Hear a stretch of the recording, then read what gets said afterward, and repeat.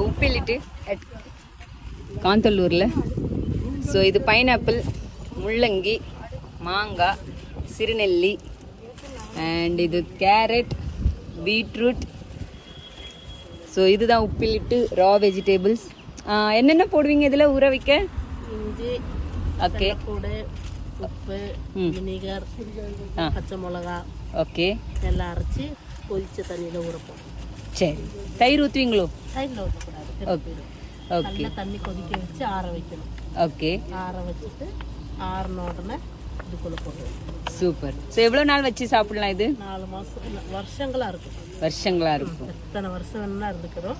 Okay, கை போட்டு எடுக்கக்கூடாது. ஆ, இல்லாட்டி கிளிப்பு, இல்லாட்டி கை க்ளோஸ் போட்டு.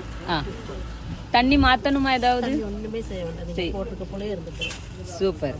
கொதிச்ச தண்ணி ஆனால் ஏர் போகக்கூடாது வெளியே. ஆ, ஏர் போகாமல் அடிச்சு வைக்கணும். ஓகே.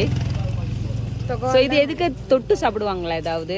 இது பச்சை மிளகா போட்டு நம்ம இப்போ வண்டியில் ட்ராவல் பண்ணும்போது வாந்தி எடுக்காமல் இருக்க.